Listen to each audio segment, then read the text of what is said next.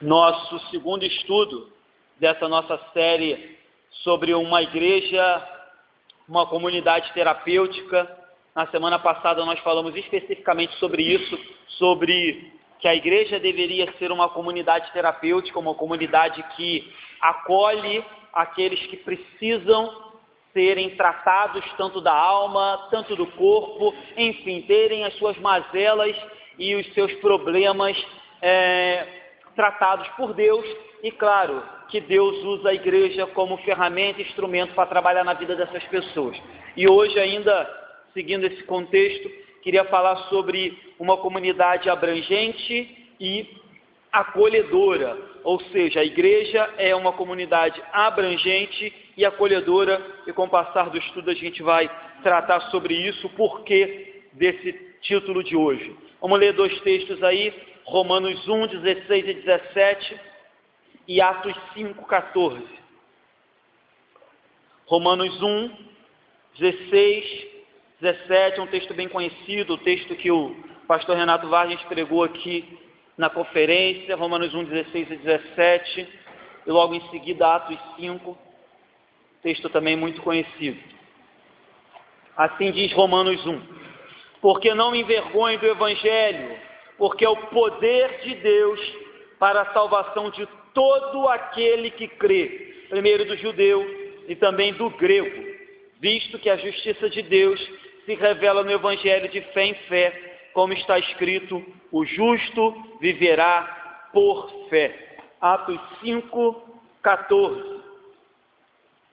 Atos 5, 14, né? Diz assim: e crescia mais e mais a multidão de crentes, tanto homens como mulheres agregados ao Senhor. E crescia mais e mais a multidão de crentes, tanto homem como mulheres agregados ao Senhor. Então, uma igreja que vive como uma comunidade terapêutica é uma igreja, em resumo, que vive o Evangelho do Senhor Jesus. Isso é óbvio de falar, mas é claro que outras implicações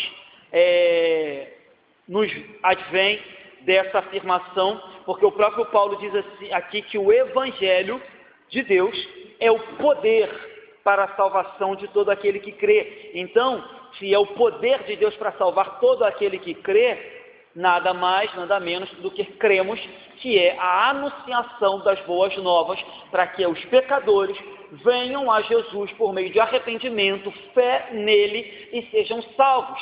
E aí sejam inseridos num corpo chamado igreja, e esse corpo, uma vez que vive as características, os mandamentos, uma vez que vive o Evangelho de Jesus, é uma igreja terapêutica.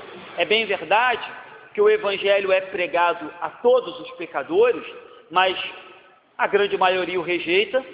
Uma outra parte dessa parcela não o rejeita, mas pensa que pode consegui-lo ou comprá-lo por meio de boas obras, ou de dinheiro, ou de atitudes humanas.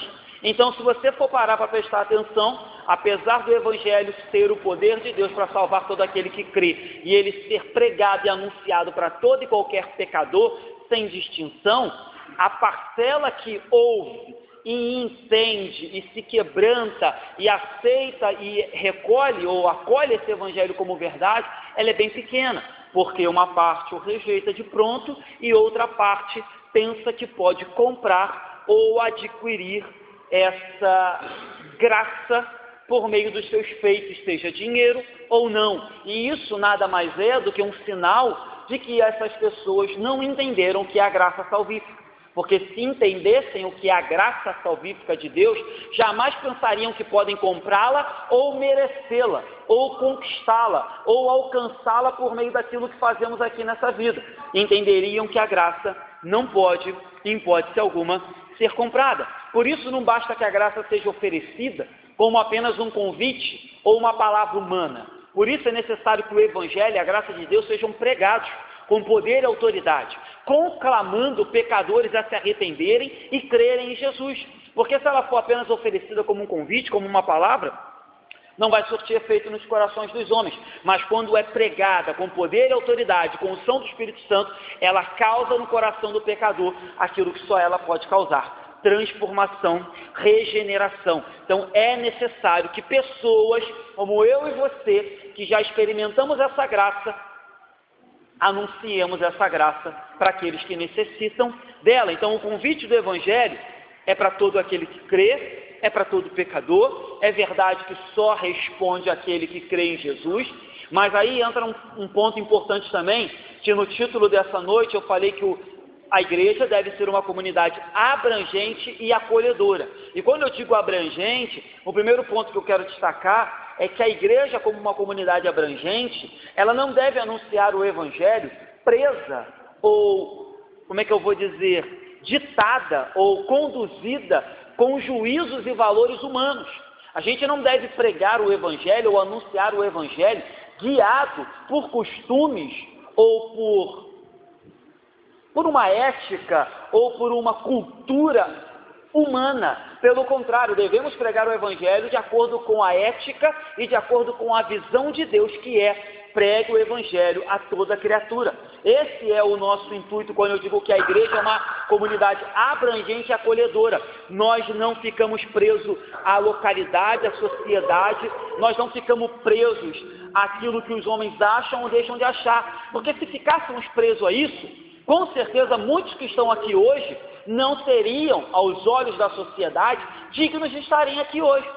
Muitos dos que se dizem crente hoje, inclusive talvez tenham até uma função na igreja, dão aula, louvam, pregam, não teriam condições se o Evangelho fosse pregado de uma ótica humana, se o Evangelho fosse anunciado de uma ótica totalmente social.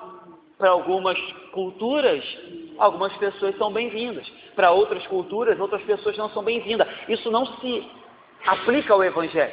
Se nós fôssemos separar ou limitar a entrada e a saída das pessoas pelas portas da graça, por meio da cultura, com certeza eu e você talvez não estaríamos aqui, porque todo mundo aqui foge um pouquinho, a não ser que você seja muito padrão do mundo, né? O padrão que a sociedade estabelece. Todo mundo aqui foge um pouco do padrão humano, de politicamente correto. Todo mundo aqui tem aquele defeitozinho, todo mundo aqui tem aquele detalhe que, se fossem nos avaliar e nos colocar numa prova, nós com certeza talvez seríamos rejeitados em um aspecto ou outro. Então, se o Evangelho levasse em conta esses aspectos do mundo, ninguém estaria aqui. Então, o Evangelho, ou a comunidade, a igreja de Deus, que deve ser terapêutica, ela deve ser abrangente no intuito de que ela não olha como o mundo olha, ao contrário, ela entende que o Evangelho é o poder de Deus para salvar todo aquele que crê, todo aquele que se arrepende e confia em Jesus. Então isso é muito importante de ficar definido, porque infelizmente algumas igrejas hoje se deixam levar por ditames e regras da sociedade e passam a excluir ou a evitar algumas pessoas do seu meio, porque elas não são bem-vindas de acordo com o aspecto do mundo. E aí a gente vai entrar um pouco mais nisso mais na frente. Então, o primeiro ponto que eu queria destacar aqui agora é que a igreja deve acolher. Não falei isso? A igreja é uma igreja abrangente e acolhedora, então além de ser abrangente, ela deve acolher sem distinção. Então, se ela é abrangente, se ela é, ou se ela deveria ser, vamos falar assim que é melhor, se ela deveria ser abrangente e acolhedora, ela tem que acolher sem distinção. E quando eu digo acolher sem distinção, você vai olhar tanto no Antigo quanto no Novo Testamento e vai ver passagens onde Deus se declara um Deus que não faz acepção de pessoas, até porque seria um pouco ilógico um Deus que chamou homens e mulheres pecadores, todos, a Bíblia diz que ele olhou do céu, não viu um justo, que todos se extraviaram. Um Deus que chama homens e mulheres pecadores, seria até um pouco ilógico que ele fizesse acepção entre pecadores e pecadores, porque todos são pecadores, todos estavam perdidos. Então, quando a gente olha para a igreja, a gente tem que entender que a base da igreja também deve ser esse amor incondicional que amou pecadores, e não a base da igreja deve ser dinheiro, status, famílias, enfim, questão social, questão cultural, questão de influência, mas a base da igreja deve ser o amor incondicional de Deus, que olhou do céu e resolveu salvar pecadores. Então ela é abrangente. Se ela é abrangente, ela tem que acolher, e se ela é abrangente, ela acolhe sem distinção. É por isso que temos hoje, apesar de não tão diversa assim, mas temos uma igreja diversa dentro das possibilidades. Temos no mesmo corpo aqui hoje crianças, jovens, adolescentes, adultos, idosos, e todos fazem parte do mesmo corpo, porque a igreja é um corpo abrangente, acolhedor e que acolhe sem distinção. É um grave erro quando a gente cria igrejas com perfis de determinadas situações. Por exemplo, igrejas para jovens, igreja para família, igreja para os roqueiros, igreja para o pessoal que gosta mais de um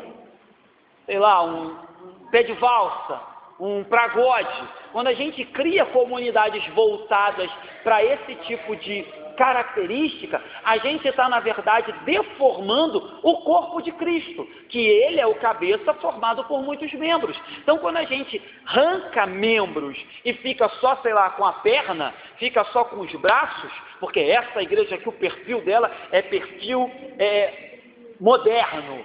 O que a gente está fazendo é decepar do corpo de Cristo aqueles que não são modernos.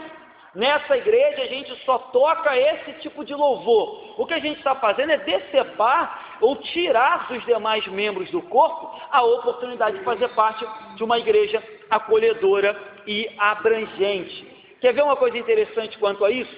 Que desde o início, o nosso próprio Senhor Jesus é exemplo de uma igreja acolhedora, ou o próprio Jesus é exemplo de quebra de paradigma acerca disso, é que na genealogia de Jesus aparecem 4 mulheres que hoje, talvez, em muitas igrejas evangélicas seriam botadas para fora.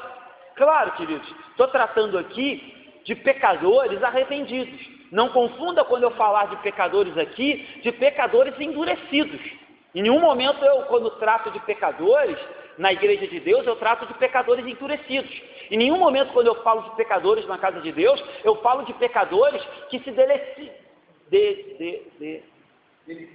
É isso aí, nos seus pecados, que se regozijam nos seus pecados. Estou falando de pecadores arrependidos, mas falando de pecadores arrependidos e falando da questão da abrangência e da quebra de paradigma na genealogia de Jesus, você vai encontrar 4 mulheres que hoje, talvez, na igreja evangélica, ou talvez até na sociedade, seriam rejeitadas por causa da sua história de vida. Tamar, primeira que aparece na genealogia de Jesus, polêmica, foi uma mulher rejeitada e conhecida ou tida como uma meretriz no Antigo Testamento. Raabe, também na genealogia de Jesus, prostituta, que escondeu os espias e depois passa a crer no Deus de Israel.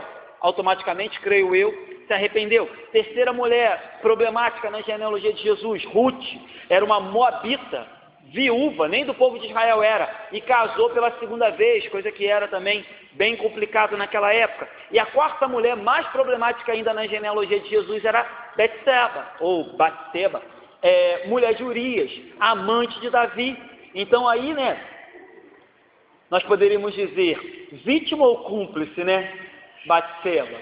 Enfim, talvez os dois. Então o que nos chama atenção na vida dessas mulheres é que o que fez diferença na vida delas não foi suas qualidades nem seus erros, porque provavelmente todas essas mulheres tinham muitos erros, a gente sabe alguns, e também tinham qualidades, como eu e você temos, mas o que faz diferença na vida delas, e o que fez com que elas fizessem parte da genealogia de Jesus, não é os defeitos nem a qualidade delas, não é quem elas foram ou quem elas eram, mas sim o amor incondicional de Deus em amá-las e fazer com que elas estivessem na genealogia de Jesus. Então o que faz de mim e de você hoje diferente para estar aqui, não é suas qualidades nem seus defeitos, porque você tem as suas, eu tenho os meus. Não é a sua história de vida. Claro que a sua história de vida deve passar por Cristo. A sua história de vida deve ter um antes e um depois de Cristo. Senão você deve se arrepender e crer em Jesus. Senão o que eu estou falando não se aplica na sua vida. Mas o que faz a diferença entre eu e você, o que faz com que nós hoje estejamos aqui numa comunidade terapêutica, numa igreja, no corpo de Cristo, não são as nossas habilidades, muito menos os nossos defeitos, porque eu já falei, se fosse pelos nossos defeitos, ninguém estaria aqui, creio eu, mas é simplesmente, unicamente, o amor incondicional de Deus que nos amou e nos chamou daquele mundo perdido que vivíamos. Então, entenda, igreja, uma comunidade abrangente e acolhedora, e isso a gente entende desde o Antigo Testamento, e fica muito claro quando a gente olha no Novo Testamento, na genealogia de Jesus, e percebe que na genealogia dele, ele já vem quebrando paradigmas. E claro, não vou perder tempo com isso, mas depois você vai ver o Evangelho sendo anunciado a gentios, o Evangelho sendo anunciado a samaritanos, Jesus curando samaritanos que eram tidos como a escória da sociedade, se arrependendo e crendo em Jesus. Então, cuidado com isso, quando a gente se fecha no nosso mundinho e transforma a comunidade que deveria ser abrangente e acolhedora num clube gótico, que só recebe aqueles que parecem com a gente. Então, fulano parece com a gente? Vamos recebê-lo. Fulano não parece com a gente? Deixa ele de canto. Então, fulano gosta do que os jovens gostam, então ele vai fazer parte do grupo. Se ele não gosta, ele tem que ser excluído do grupo. A gente tem que tomar cuidado com isso, porque se a gente fizer isso de novo, a gente está deformando o corpo de Cristo, que não deveria ser deformado, mas sim deveria ser aberto para todo aquele que crê em Jesus fazer parte do nosso meio. Segundo ponto que eu queria tratar hoje, primeiro que eu falei foi acolher sem distinção. Segundo ponto que eu quero tratar é acolher as diferenças. Então, se é acolher sem distinção, é óbvio que a gente tem que acolher também os diferentes. E aí, de novo, meu irmão, entenda, sempre quando eu estou tratando esse assunto, eu estou tratando esse assunto partindo da premissa que a gente está acolhendo com amor, que a gente está acolhendo com abrangência, que a gente está acolhendo sem distinção, que a gente está acolhendo os diferentes, contudo, entretanto, todavia, esses diferentes, distintos, que não são, às vezes, tão parecidos com a gente, creem em Jesus e já se arrependeram dos seus pecados. O problema é que, às vezes, quando a gente começa a ter um discurso que a igreja deve ser acolhedora e que a igreja deve abraçar os perdidos sem distinção, as pessoas entendem que o que o pastor está pregando é libertinagem. Que o que o pastor está pregando é que as pessoas podem vir para a igreja e continuar vivendo a vida que viviam lá fora. E não é isso. Não é isso que eu estou querendo tratar. Então, a gente abraça, a gente acolhe, sem distinção, aceita as diferenças, desde que essas diferenças e essas distinções não sejam no âmbito pecaminosos, não sejam no âmbito que vão de encontro àquilo que a vontade de Deus revela. Então isso tem que ficar muito definido, tá? Porque hoje, algumas igrejas, eu costumo falar muito isso aqui, né, nos nossos estudos, que hoje a gente sempre tem os excessos, ou melhor, as extremidades, a gente dificilmente encontra equilíbrio. Hoje, ou a gente tem igrejas extremamente fechadas, que se tornaram clubes, aonde se você é diferente você não entra, então não recebem os diferentes de forma alguma, não aceitam os distintos de forma alguma. Em contrapartida, nós temos igrejas hoje na outra ponta da lança que aceitam as diferenças e as distinções, inclusive sem que elas passem pelo filtro da graça do Evangelho e do arrependimento de pecado. Esses são dois problemas que a gente deve evitar. Primeiro, fechar as portas para aqueles que são diferentes. Segundo, escancarar a porta de tal maneira que as pessoas venham e continuem a viver a revelia. Não é isso que a gente está pregando aqui. A gente está pregando que devemos ser uma igreja que tem equilíbrio. Não fecha a porta para os diferentes, mas que quando recebe os diferentes, entendem que eles devem abandonar e se arrepender daquilo que é pecaminoso. Mas aquilo que não é pecaminoso, a gente não tem por que fazer distinção e rejeitar as pessoas. Então, você percebe isso aonde? Voltando para o exemplo de Jesus, na escolha dos discípulos. Jesus escolheu homens completamente diferentes, profissões diferentes, níveis sociais diferentes, temperamento diferente, atitudes diferentes, tudo diferente. E aí você se pergunta, se todos fossem iguais, como que nós olharíamos para Pedro e nos identificaríamos com Pedro?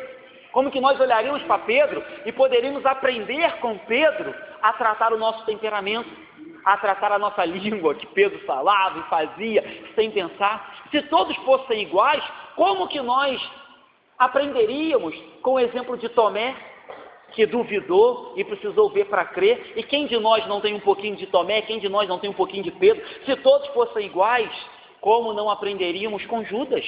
Sim, o traidor. Como não aprenderíamos com Judas? Sobre traição, sobre mau caratismo, sobre apostasia, sobre amar o mundo mais do que a Deus.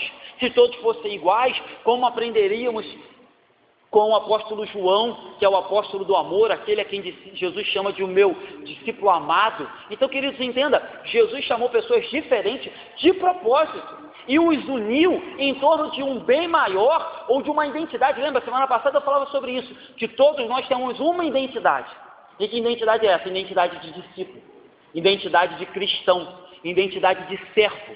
Ah, eu sou diferente, fulano pensa diferente de mim, fulano, ele tem uma linha ideológica, política, que gosta mais, sei lá, da Dilma, fulano gosta mais do Temer. Não interessa, ainda que sejam diferenças grandes, nós devemos, assim como os discípulos, ter algo que nos une, e foi o que Jesus fez. Jesus respeitou as diferenças, Jesus acolheu os diferentes e os uniu em torno de um bem maior. Que bem era? Ser discípulo dele, ser enviado, ser seguidor dele, ter um objetivo que transcendia todas essas coisas momentâneas. Um era cobrador de impostos, os outros eram pescadores, logo tinham que pagar impostos para esse. Para Mateus, que era cobrador de impostos. O outro era o tesoureiro, foi o Judas, que traiu Jesus. Ou seja, situações completamente diferentes que Jesus fez. Claro, Jesus era onisciente, né, gente? Não dá para dizer que ele foi pego de surpresa. Que Jesus, acredito eu, fez de propósito para mostrar que a sua igreja, que ali estava iniciando com os seus apóstolos, deveria sim ser um lugar de diferença, de distinção, aonde as pessoas deveriam submeter as suas diferenças a um bem maior, que é todos somos servos de Jesus Cristo. Então, entende isso? Cuidado com isso. Quando a gente olha para Jesus, a gente vê que em momento algum ele tentou fazer com que os seus apóstolos e os seus discípulos fossem, como é que eu vou falar? Idênticos a ele. Ele, apesar de fazer discípulos, ele não fez cópias. Apesar de na igreja eu estar pregando, doutrinando e ensinando, eu não quero cópias do pastor, eu quero discípulos de Cristo, e cada um vai guardar a sua personalidade, cada um, claro, aquilo que a sua personalidade te leva a pecar, você deve buscar a Deus em oração para que a sua personalidade seja tratada. Mas sim, teremos pessoas na igreja com personalidade mais forte, pessoas na igreja com personalidade mais calmas.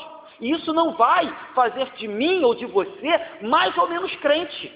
Não estamos aqui para ser um monte de cópia, um monte de clones, de ovelhas cópias. Pelo contrário, cada um vai ter mesmo a sua função e a sua especificidade no corpo de Cristo, porque se assim não fosse, de novo, eu faço referência ao apóstolo Paulo, que diz, olha, se todo o corpo fosse olho, não ia ter corpo, ia ser uma aberração.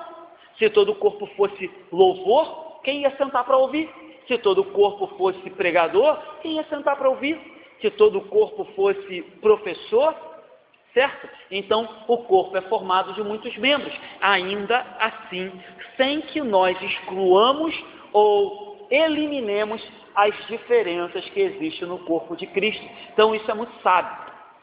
Saber lidar com as diferenças dos outros, saber, inclusive, quando a nossa diferença deve se submeter, saber quando o nosso temperamento, o nosso comportamento, os nossos pensamentos, a minha educação, porque cada um aqui, já falei isso na igreja, teve uma educação diferente, eram pais diferentes, famílias diferentes, culturas diferentes, vivem em situações diferentes, estão passando dramas diferentes.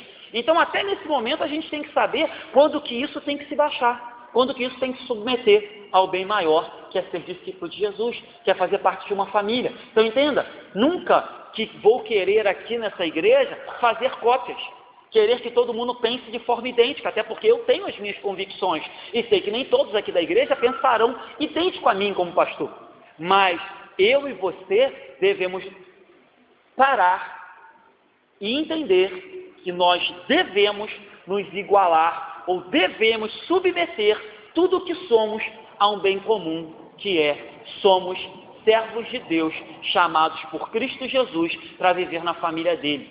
Ponto final. E aí não interessa quem você não interessa as suas diferenças, as suas qualidades, os seus defeitos, as minhas qualidades, os meus defeitos, não interessa. Interessa que fazemos parte de um corpo que busca louvar e engrandecer o nome de Jesus. E o dia que isso for começado a ser podado na nossa igreja, de novo a gente está com um problema. O dia que a gente começar a podar essas diferenças, a gente está com um problema. Então, o jovem tem que ter o espaço dele, o idoso tem que ter o espaço dele, as crianças têm que ter o seu espaço, enfim, todos têm que ter o seu espaço numa comunidade que é abrangente e acolhedora. Senão a gente vira seita, senão a gente vira clube gospel, senão a gente vira sabe o que é torcedor. Torcedor não pensa diferente, não é? Flamengo é Flamengo, não tem como mudar. Tirando o Rogério que torce para o Grêmio, né, para outros times, mas enfim, tirando essas pequenas exceções, quem é Flamengo é Flamengo, quem é Vasco, e não tem opção de se negociar isso. Se a gente começa a pensar assim na igreja e começa a podar as diferenças dos nossos irmãos, as qualidades dos nossos irmãos, o que a gente está fazendo é virar um time. Quem está virando é torcedor, e torcedor é fanático. Torcedor não tem espaço para outro pensamento. É Flamengo e ponto final. É Botafogo e ponto final. Então cuidado com isso, queridos. Não é esse o intuito da igreja. Até porque a igreja é a primeira instituição. E aí, né, pena que o Ocidente não reconhece isso. Deus nos livre o dia que a cultura do Oriente chegar aqui. Aí as pessoas vão ver o que é não ter liberdade. Aí as pessoas vão ver o que é ser perseguido, o que é ser oprimido, porque eles dizem que a nossa cultura ocidental e judaico-cristã oprime as pessoas. Eles têm que conhecer a cultura oriental para ver como é. Mas voltando para cá, a igreja é a primeira instituição, e aí as pessoas atacam tanto a igreja, mas a igreja é a primeira instituição que equiparou homem e mulher, crianças e adultos, negros e brancos, jovens, idosos, ricos e pobres, escravos e senhores. Na Bíblia a gente vê isso, na carta a Filemão. A igreja é a primeira instituição que equipara. Lembra? Falei isso aqui algumas pregações atrás, não sei se você lembra. O mundo fala lado A, lado B. A Bíblia diz, todo mundo é pecador e precisa de Jesus, ponto. O mundo fala hétero, homo. O mundo fala homem, mulher. O mundo fala esquerda, direita. Flamengo, Vasco. A Bíblia diz, são pecadores e vão para o inferno se não crerem em Jesus. São todos iguais. A Bíblia equipara todo mundo. A igreja é a única instituição que faz isso. E hoje a gente vê as pessoas atacando a igreja, dizendo que a igreja persegue e ela é contrária à liberdade. De novo digo, Deus nos livre, que o dia que a cultura oriental for implementada aqui, eles vão perceber o que é não ter liberdade. Nos países orientais, as mulheres agora na Arábia Saudita, as mulheres vão ter permissão no que vem para dirigir. Nos países orientais, de tradição islâmica, as mulheres, na sua grande maioria, não podem mostrar o rosto. Vivem de burca. Nos países orientais, não tem liberdade de escolha. Aqui, por mais que taquem pedra na igreja, se você quer ser gay, você pode ser gay. Se você quer ser racista, por mais que tenha uma lei que diz que não, você pode ser. Se você quer pensar diferente de todo mundo, você pode. Pode, se você não concorda com a igreja, você pode não concordar com a igreja. Vai para um país no Oriente, aonde é dominado por ditaduras ou por culturas islâmicas e orientais na sua totalidade, e tente pensar diferente. Tente falar de algo diferente. Tente implementar algo novo. Aqui, irmão, o que o ser humano quiser fazer no Ocidente, porque foi criado com base no Evangelho. O Evangelho traz liberdade, mas também traz responsabilidade. Mas o Ocidente, ele é fundado e criado com base, com raízes judaicas cristãs, logo liberdade, e as pessoas reclamam. Vai para lá. Ou melhor, que Deus nos livre se um dia chegar aqui, e aí verão o que acontece. Não se dobrem aos deuses deles para ver. Não aceitem o que os governantes falam lá para ver. Não respeitem o que as leis falam lá para ver. Aqui o pessoal critica que é uma beleza. A polícia mata, é verdade, a polícia mata demais. A polícia erra, é verdade, a polícia erra demais. Vai lá no Afeganistão e pede seus direitos. Vai lá, discute com o policial lá. Vai lá no Irã e tenta falar alto com o policial, pede direito lá. Aqui o policial erra, é verdade, mas você tem como buscar seus direitos, a não ser que ele tire a sua vida. Fora isso, você tem como buscar seus direitos, processá-lo. As instituições funcionam. Vai lá, não sei nem porque eu falei isso, mas vou voltar para cá. Então, queridos, a igreja, ela é a primeira instituição, ou deveria ser, vamos colocar assim, deveria ser, porque eu sei que algumas igrejas estão se perdendo, mas a igreja de Cristo, vou falar assim que é melhor, né? A igreja de Cristo, a igreja que Cristo quer, é a igreja que não existe exclusivismo, não existe elitismo, não existe favorecimento, ou não deveria, não existe racismo, não existe desprezo, pelo contrário, sempre que eu falo isso, eu lembro de uma frase que o Hidauro gosta muito de falar. O Hidauro diz que nós congregacionais, em especial,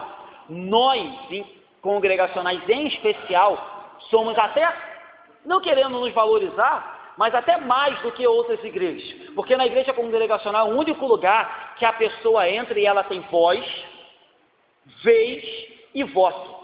Por que o Hidauro diz isso? O Hidauro diz que quando a pessoa chega na igreja congregacional, talvez ela era um Zé Ninguém lá fora, reconhecido por ninguém, analfabeto, ocupava, tipo assim, para o mundo, o pior serviço que o mundo tem. Ninguém o respeitava, na sua família ele não tinha autoridade para nada, nem direito de falar nada. E aí quando ele vem para a igreja congregacional, e ele é recebido como membro, ele tem voz, porque quando chega na assembleia, e nós vamos debater assuntos, ou num estudo bíblico como esse, ele pode levantar a mão e falar, olha, eu quero falar. Aquele que nunca foi ouvido, e nunca seria ouvido lá fora, aqui ele tem voz, ele tem vez, porque aqui ele pode propor e ser acatado a sua proposta. Ele pode fazer proposta, ele pode dar ideias, e as suas ideias serem implementadas na igreja. E ele ainda tem voto, porque ele vota e pode ser votado, seja para uma proposta ou seja para um cargo que seja. Ou seja, a igreja é o único lugar onde as pessoas são equiparadas de verdade. E a igreja congregacional equipara isso de forma muito boa. Até mais do que em outras igrejas, porque a gente sabe que tem igreja que o pastor manda, né? A gente sabe que tem igreja que o pastor é dono da chave, é dono de tudo.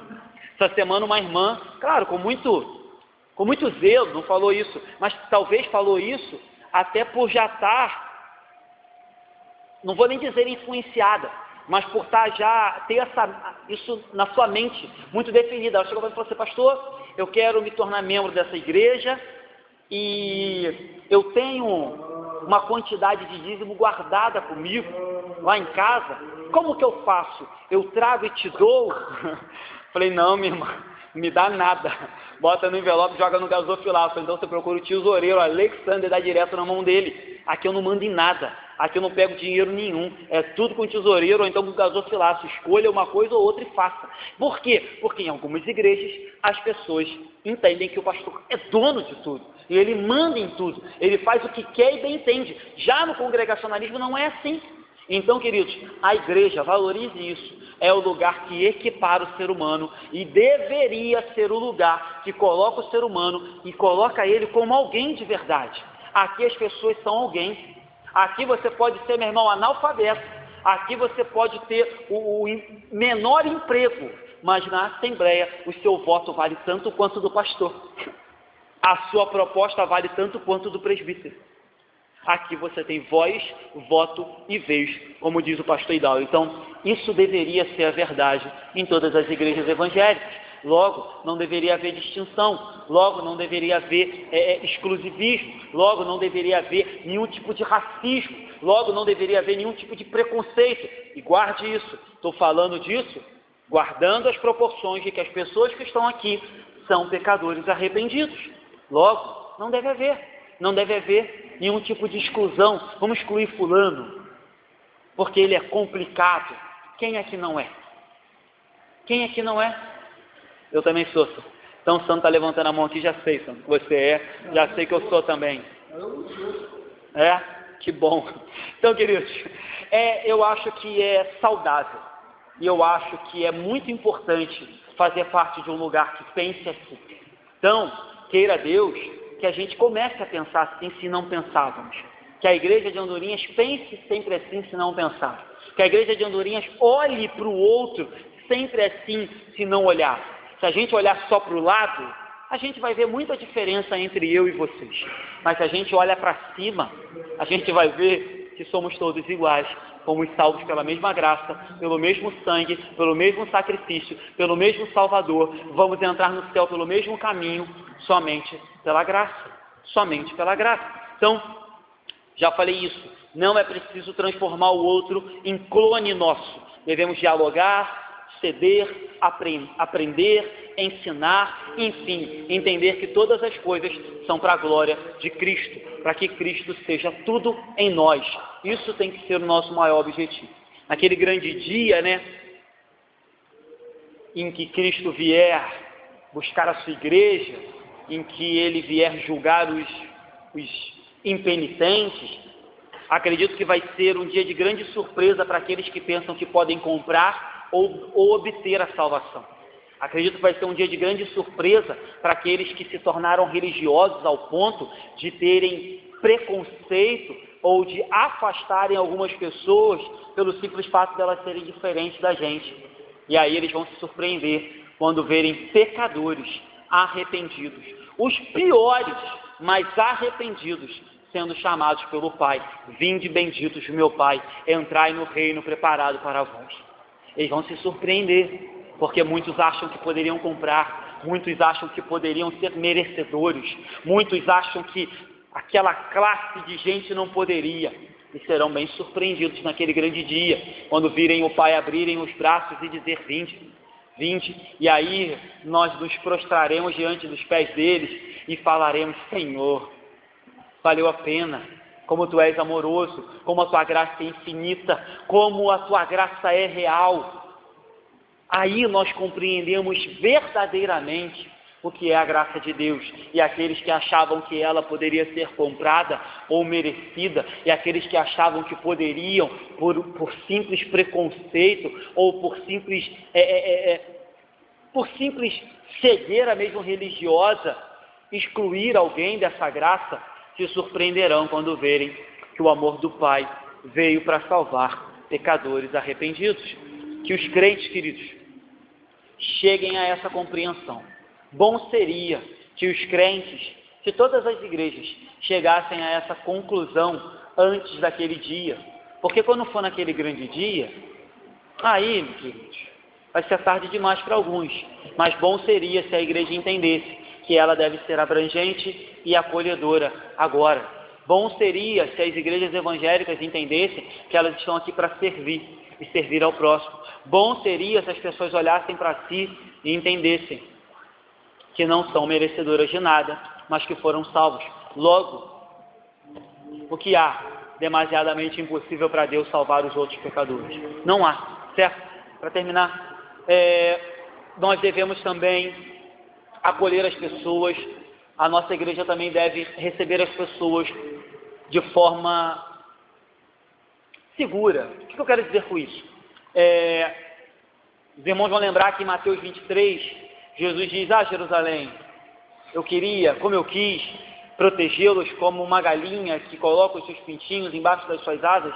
E a igreja deve, à semelhança de Jesus, queridos, acolher com segurança também aqueles que batem às nossas portas, aqueles que entram pelas nossas portas. Com segurança, por quê, pastor? Porque a igreja deve agregar, a igreja deve cuidar, a igreja deve abraçar, a igreja deve tratar, a igreja deve acolher, independente de quem são e de quem nos pede ajuda. De novo, queridos, não estou aqui negociando santidade, não estou aqui passando por cima daquilo que a gente entende como lei de Deus, mas o que eu estou dizendo é que a igreja deve estar pronta para receber aqueles que, como eu e você, chegamos aqui um dia totalmente inseguros, totalmente perdidos, totalmente desenganados, totalmente condenados pela sociedade, totalmente desacreditados, totalmente, enfim, sem voz, sem vez, sem lugar, sem espaço. Então a igreja tem que estar pronta a receber essas pessoas com segurança. Cada dia que passa, queridos, as pessoas se mostram mais e mais sedentas e necessitadas de um lugar assim. Às vezes as pessoas não acham isso na sua família. Às vezes as pessoas não encontram isso onde trabalham, aonde estudam, no meio em que vivem. E a igreja deve ser esse lugar, porque se a igreja não for esse lugar, ela não está fazendo o seu papel de ser diferente do mundo. Porque excluir o mundo já exclui. Tratar mal o mundo já trata. Humilhar o mundo já humilha. Machucar o mundo já machuca. Então, se a igreja não for um lugar que faz a diferença e que recebe as pessoas que vêm de lá destruídas para que aqui sejam tratadas e transformadas, e que, claro, com o passar do tempo a graça os santifique, a gente não está fazendo o nosso papel. Então, a cada dia que passa, a sociedade caminha a passos largos para o inferno. A sociedade se torna mais doente. A sociedade se torna mais destruída. E se nós não formos aqueles que serão ferramentas e instrumentos de Deus para ter as portas abertas e receberem essas pessoas, pode ter certeza, eles não encontrarão outro lugar para ouvir isso.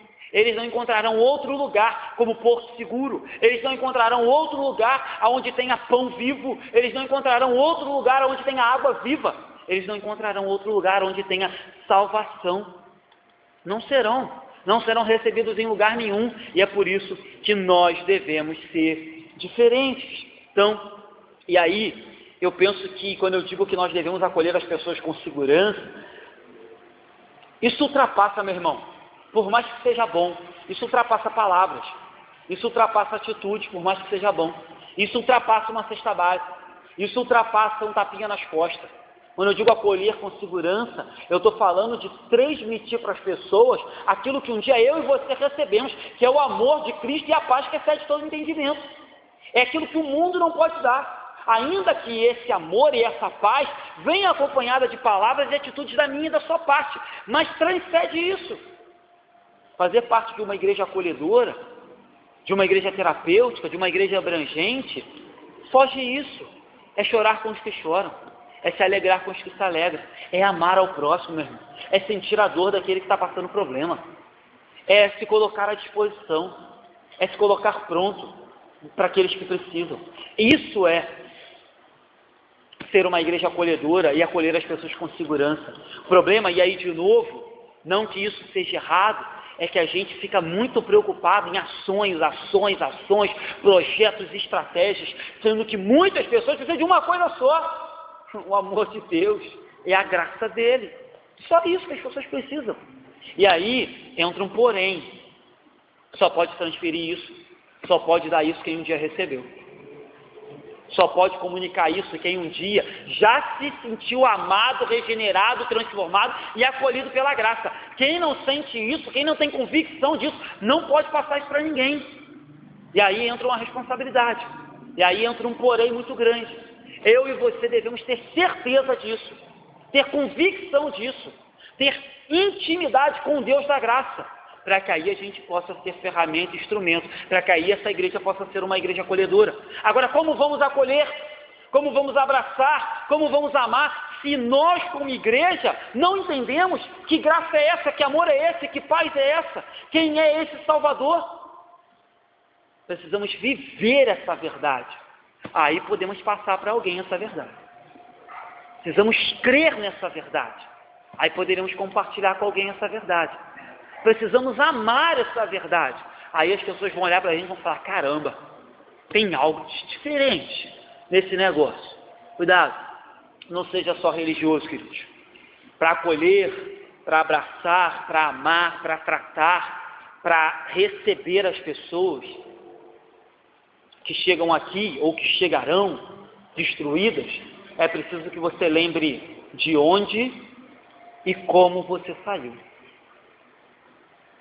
É preciso que você lembre quem você era e quem você é. É preciso que você lembre como era a tua vida antes da graça e como é a tua vida depois de Jesus. E aí, a gente vai conseguir olhar para o outro com misericórdia. E aí a gente vai conseguir olhar para o outro com amor. E aí a gente vai conseguir olhar para o outro com perdão. Porque a gente vai lembrar da onde a gente saiu, quem nós éramos, o que foi feito na nossa vida, quem fez, por que fez. Aí fica fácil, entre aspas, mas aí fica compreensível. Aí dá para entender as diferenças, aí dá para suportar os temperamentos, os gostos, aquilo que nos causa às vezes choque, quando a gente fala quem eu era, da onde eu fui tirado, quem eu sou agora, o que a graça tem feito comigo. Aí a gente começa a entender, meu irmão, que todos serão salvos por um único Salvador, de uma única maneira, pela graça dele, pelo favor dele, independente de quem somos, do que fizemos e do que faremos.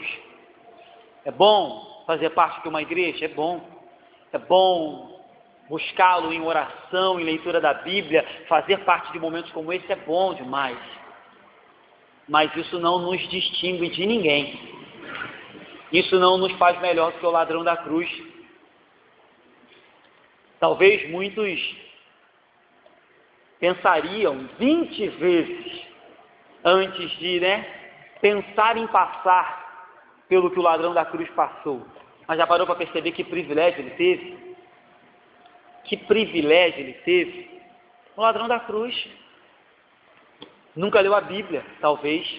Nós lemos, estudamos, ouvimos pregação toda semana. Mas será que eu posso me julgar mais privilegiado que o ladrão da cruz? Acho que não. Será que eu posso me julgar melhor do que o ladrão da cruz? Porque eu tive muito tempo, porque eu pastoreei igreja, porque pessoas se arrependeram por meio da minha pregação. Será que isso me faz melhor que ele? Acho que não. Será que isso me faz diferente dele? Acho que não. Acho que ele era um pecador miserável, tanto quanto eu, e que ele ia para o mesmo inferno que eu ia, se a gente não cresce em Jesus. É isso que eu acho. Então, queridos, lembre-se, para acolher, para amar, para tratar, para abraçar as pessoas, é preciso que você lembre de onde e como você saiu, de como era a sua vida antes de Jesus e como é a tua vida hoje. Para terminar, o propósito de Cristo para a sua igreja é ajuntar todos os pecadores que aceitem o seu chamado. O Philip Yancey, um famoso escritor, ele diz que se nossas igrejas, e aí lembra, no primeiro dia de estudo, eu falei de igreja invisível, que é a igreja que Deus vê, e igreja visível. Então a gente tem que entender a frase do Yancey no sentido de igreja visível, igrejas denominacionais. Ele diz, se nossas igrejas pudessem comunicar graça, e aí você coloca aqui dentro da graça amor, paz, enfim, tudo que acompanha a graça. Em um mundo sem graça, a igreja se tornaria um lugar onde as pessoas se ajuntariam com prazer e não por obrigação. Então hoje, infelizmente, algumas igrejas se tornaram um lugar onde as pessoas se juntam por obrigação, por medo, por coerção, por barganha, porque querem trocar alguma coisa com Deus. Mas se os crentes, se os pastores, se as igrejas conseguissem comunicar a graça como ela é de verdade, as pessoas se juntariam à igreja simplesmente por amor, por prazer, e não por medo, barganha, coerção ou troca, que é isso que a gente tem visto hoje em dia. Então, quando Deus chama pecadores diferentes, mas pecadores arrependidos, o que Ele está fazendo é chamando pessoas para somar diferenças e proporcionar crescimento naquilo que Ele chama de corpo. E diz que um corpo tem uma cabeça e muitos membros. Então, quando você identificar isso, quando você entender que todo pecador que entra por aquelas portas, independente de quem ele seja, que todo membro dessa igreja, independente de quem ele seja, independente das qualidades e dos defeitos que ele tem, quando ele veio fazer parte desse corpo, o que ele estava fazendo é ser incluído por Deus aqui, enxertado na videira verdadeira por Deus, para que as suas diferenças somassem no crescimento do corpo de Cristo. Para que as diferenças dele para que as qualidades dele fossem únicas, coisas que eu, talvez como pastor, não conseguiria fazer. Para que o dom dele fosse utilizado para o crescimento desse corpo, chamado Igreja Congregacional de Andorinhas. Que isso seja uma verdade nessa igreja, na minha e na sua vida. Amém? Vamos encerrar.